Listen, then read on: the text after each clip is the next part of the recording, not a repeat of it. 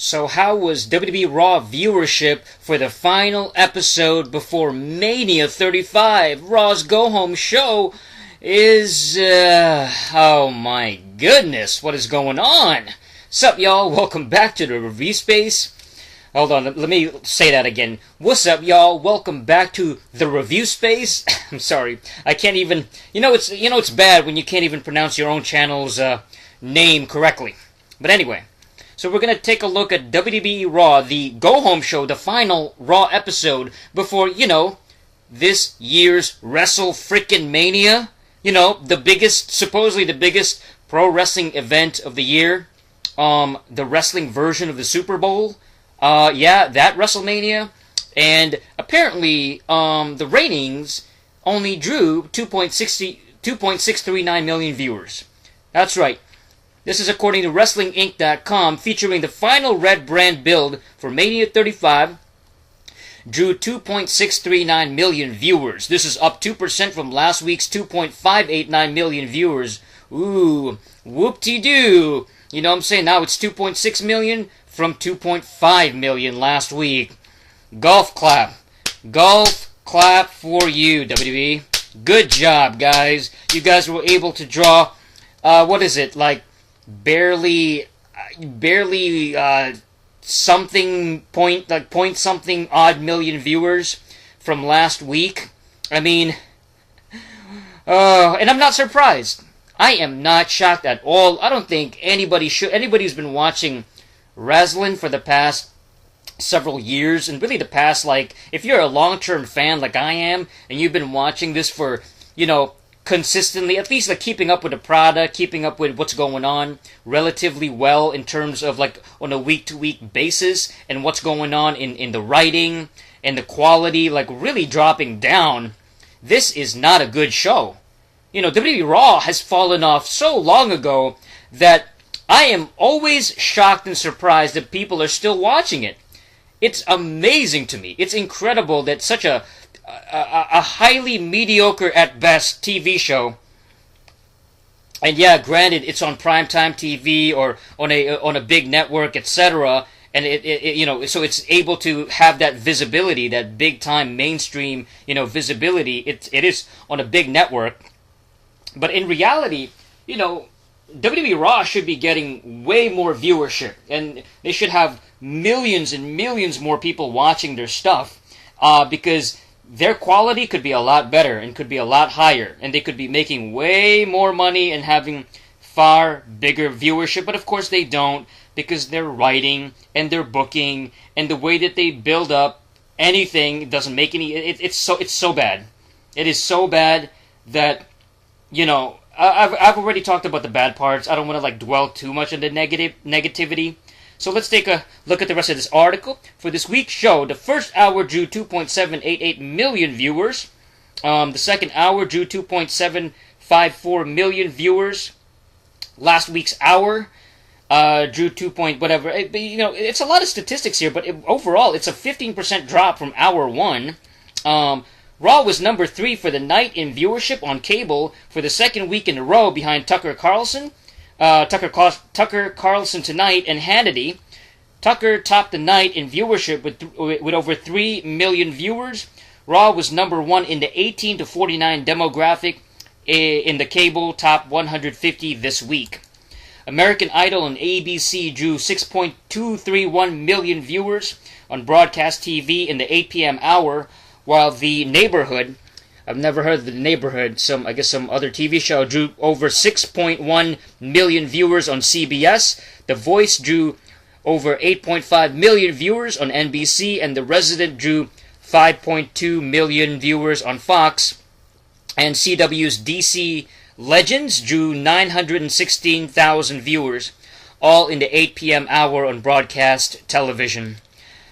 Okay, that's a lot of numbers, and I'm not really a fan of math at all. Actually, I think I failed Math 11, and I had to kind of redo it in grade 12. Luckily, I was able to graduate, but when it comes to numbers, my eyes kind of glaze over, and I kind of just see certain numbers this, show is getting higher ratings. And keep in mind, I don't watch any this garbage that they listed, like all these different TV shows and stuff like that. You know, The Neighborhood, The Voice, The Resident, DC Legends. Like, I don't care. Hannity. And Tucker Carlson, I mean, I guess Tucker Carlson is kind of controversial. He's more of he's like a Fox puppet, like right-wing, pseudo, like far right-wing, you know, pseudo white supremacist type of guy with his rhetoric, which, you know, you can either agree or disagree with it. You know, I don't really dislike him either way. I think he's controversial for the sake of controversial, for the sake of getting those viewership out there. You know, I think he's, because like the thing with Tucker Carlson is, like, this dude, he used to work for, I think he used to work for NBC or MSNBC. He used to work for, I think he also used to work for CNN, if I'm not mistaken. So he used to work for other, you know, other TV networks that weren't necessarily on the same political alignment as Fox News.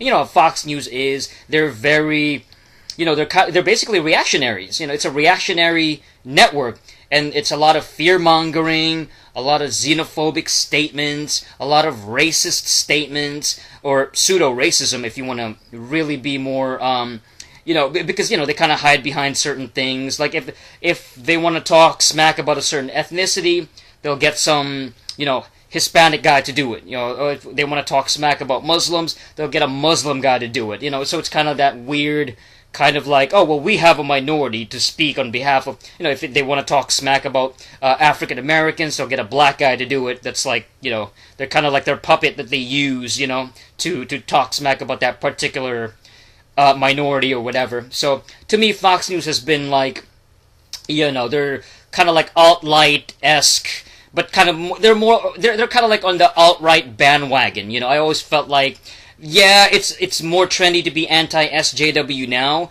and like the alt-right got like super popular. It became like kind of a little bit more mainstream.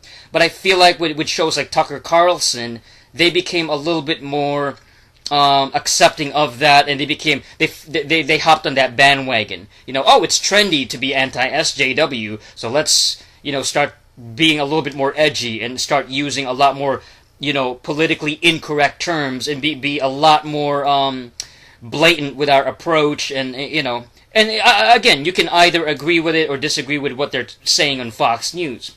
You know what I'm saying? I'm obviously more on the anti-SJW side, but I don't necessarily agree with everything that comes out of the Fox News, you know, propaganda bubble, because I always felt like, you know, all these little networks like the CNN and MSNBC and Fox News, they're all kind of the same media, corporate, you know, the corporate news, all that stuff. I'd rather pay attention to some of the smaller YouTube channels, like the smaller YouTube, you know, news channels, I guess. You know, like I have more faith in those guys and more of a, I would rather listen to them than your typical, you know, propaganda on the mainstream network. That stuff is, there's obvious mainstream media corporate like agenda bias there, you know, and it's like, ugh, like, come on, guys, like, there has to be a little bit more of a gray area where it's not so black and white. It's not so, these guys are evil, we're anti these guys, or these guys are bad, we're anti. It's always black and white with these people, and that's what kind of turns me off about whether it's like super on the far left or super on the far right. It gets, it's like, it's way too divisive. It's way too, like, you're either with us or against us kind of mentality, and there's no gray area, you know what I'm saying? There's no, like, I kind of agree with what they're saying here, but disagree with some of the other stuff. But anyway, enough of that political garbage. Let's move on to the comment section of this particular, you know what I'm saying, Wrestling Inc. article. So as far as the Raw viewership, Azak, he quoted, Another average Raw, 2.6 million for a go-home to WrestleMania shows. It shows the sign of the times. Wrestling is no longer popular in the mainstream, and people don't care anymore. They can push the women's main event all they want, but it's still not going to draw big ratings even with Ronda Rousey in it. They need someone like The Rock to come back on a part-time basis to see any noticeable ratings boost, but that's not going to happen. They are stuck with the same problem, 0 stars, apart from Lesnar and Rousey. Alright. Well, I can't disagree. I mean, Ronda Rousey and Brock Lesnar are technically two of the more recognizable stars that they have on the roster, no doubt about it. In terms of mainstream success or crossover success, of course, Brock Lesnar, a former UFC champion, big draw in the UFC back in the day. And Ronda Rousey was obviously the top female and one of the biggest draws that they had in the past 5 or 6 years in the UFC. So, understandable. As far as The Rock coming back, I get it, but I think The Rock is just past his prime. He's still a big name, no doubt, and he's still a big Hollywood movie star, even though I'm not a big fan of his Hollywood career. I don't think his movies are that, must-see or amazing or anything like that. So, but I get it, kind of relying on past stars. I guess I would mark out if Austin came back. If somehow Stone Cold Steve Austin was able to have one more match, just one final match at WrestleMania against, I'm trying to think, maybe, even like CM Punk, that's like a dream match that never happened. Maybe he could have back in the day, but that would be a really interesting dream. And now, of course, there's probably a much higher chance of Stone Cold Steve Austin coming back and having one more match, or just one more physical confrontation than CM Punk coming back. I think Punk is pretty much done with WWE.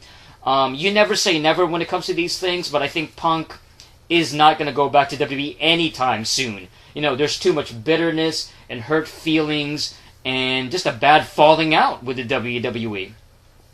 As far as this build-up to Mania has been really bad. There's no doubt about it. Yeah, I've mentioned it already. I'm not hyper excited for any of the matches. It's just WrestleMania in the past, really in this decade, this past during the 2010s and all that, has been very underwhelming and uninteresting. The set designs and the actual stages look really good.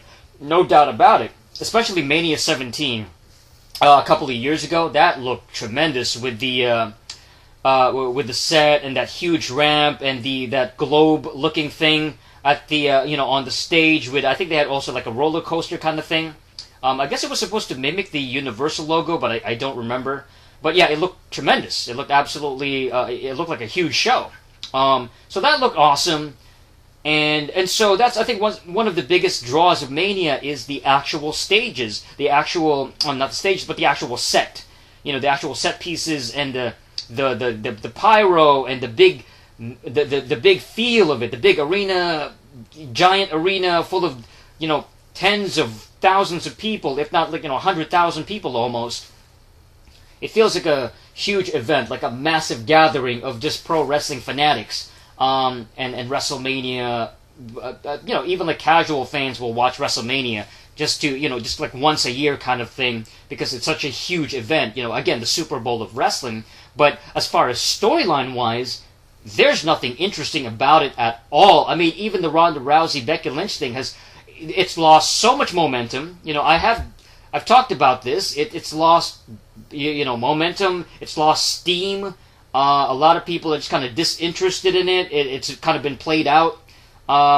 Becky Lynch is probably going to end up winning it, and the rest of the the feuds and the so-called matches leading up to it, like Batista and Triple H, it feels so underwhelming and just uninteresting. There's nothing hyper exciting about it. You know what I'm saying? It just doesn't get me hyped. And then you compare WrestleMania this year, compare it to let's say WrestleMania 14 back when I was a kid in the Attitude Era in 1998. So I was in grade 5 back then, and you can imagine how exciting it was back then. This was between the season of wrestling, or WWF season, between 97 to 1998. That season of Mania, and finally reaching WrestleMania 1998 or WrestleMania 14 with Stone Cold Steve Austin main eventing against Shawn Michaels for the WWF Championship, with Mike Tyson as the guest enforcer. That was huge. It felt like such a big build-up. It felt so important. It felt like it was so trendy.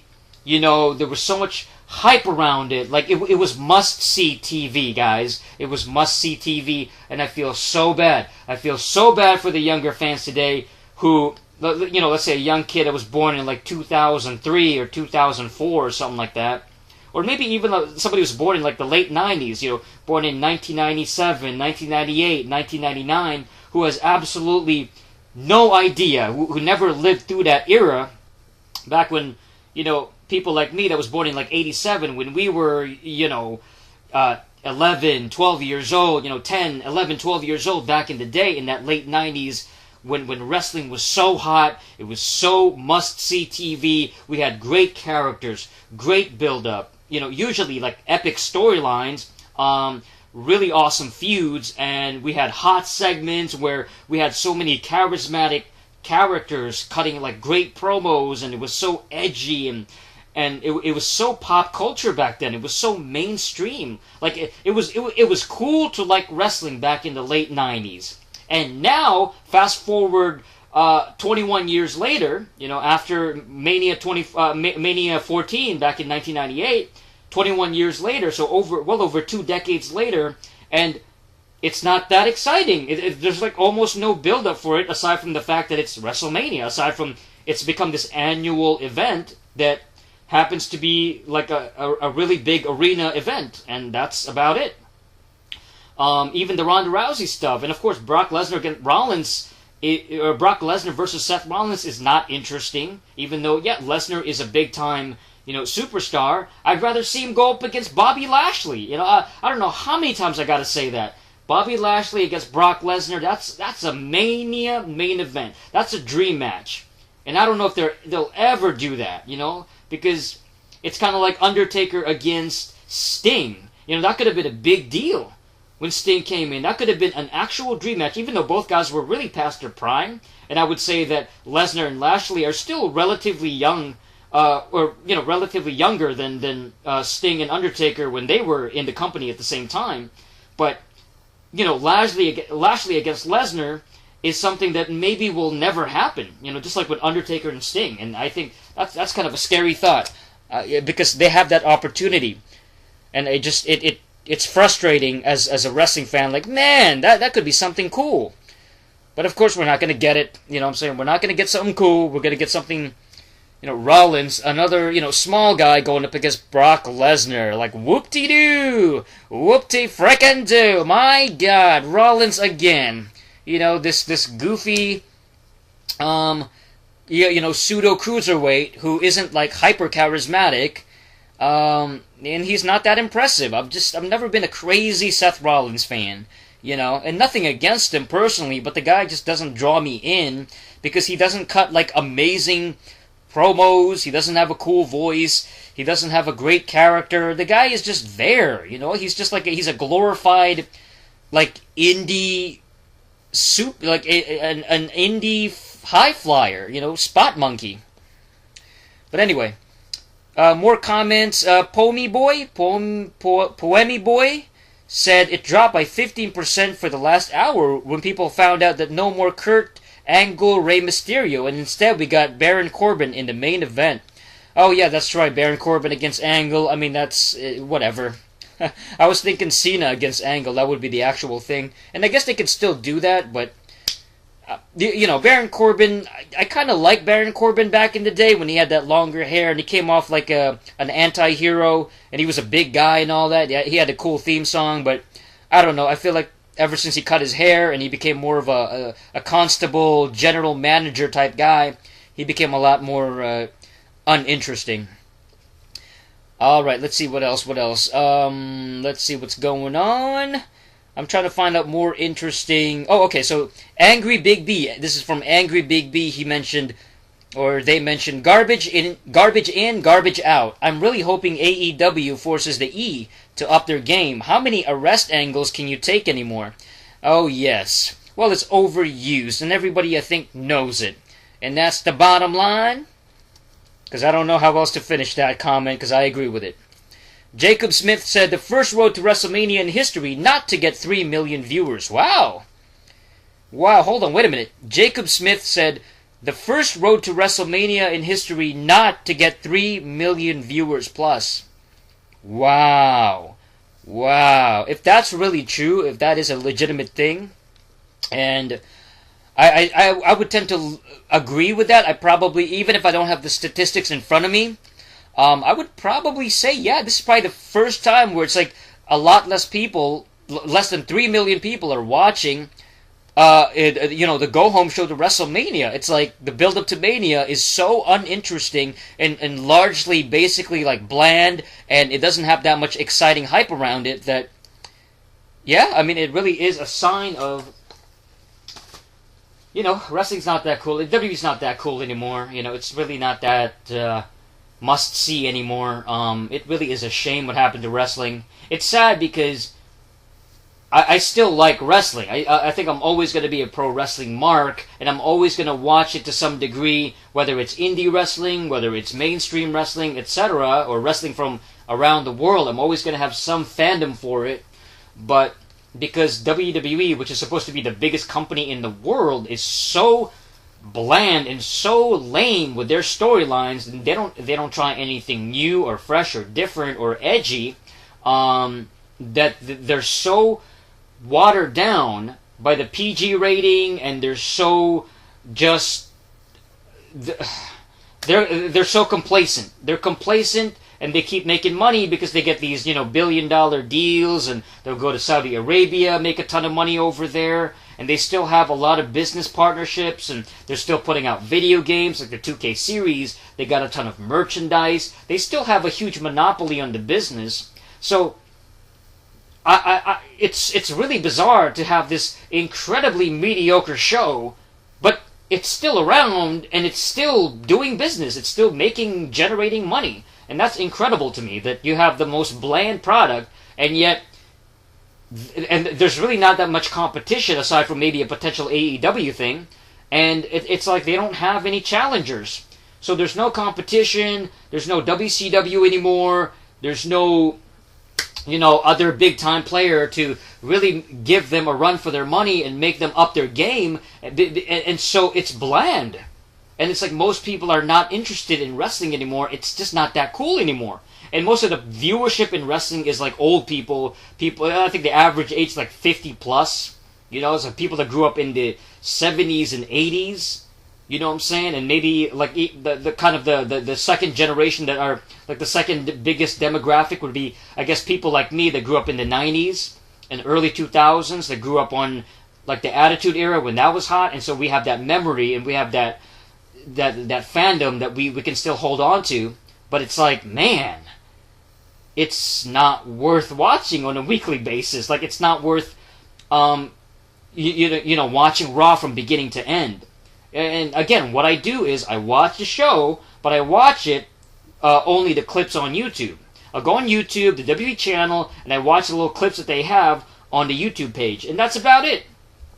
And I listen to podcasts, Pro Wrestling Sheet, and Fightful, Fightful podcast, and some of the other wrestling podcasts online. Whatever I can find that's like interesting. BC Amplified is another good one.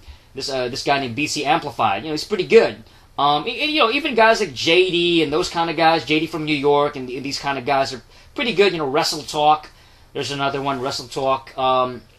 They're pretty good, and they help me keep me up to date with wrestling news. But as far as watching it on a weekly basis, like from beginning to end, that whole 3 hours, it's not even worth it. I don't think so. I don't want to watch it anymore. I'm not interested in it, and it's like, I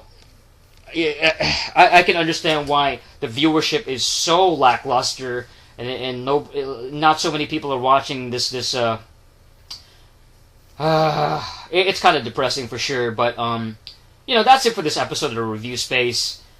I'm not surprised with it, the drop of viewership and this go home to WrestleMania, go home show of Raw. It's not that hot anymore. I would love to see what kind of ratings they get, like 5 years from now, 10 years from now, 15, 20 years from now, if WWE is still around, which I would imagine they probably would still be around, and, whatever kind of changes in product that they might end up making, I think it's a really stale product. It's really, really, really, really stale, unfortunately. And there's not many like huge signs of improvement, unless they completely stop being PG and they go all the way with like the more edgy content, like with the Alexa Bliss segments, have that kind of like more more edgier, more anti-SJW, more politically incorrect segments, and just have more fun. Have more fun segments and take more time to build up storylines and create interesting characters and push charismatic characters instead of just like flippity athletes and, whatever. That's about it for this episode of the Review Space. Thank you guys for watching. Subscribe to the channel. Click on the bell button for the latest notifications. And until next time, peace.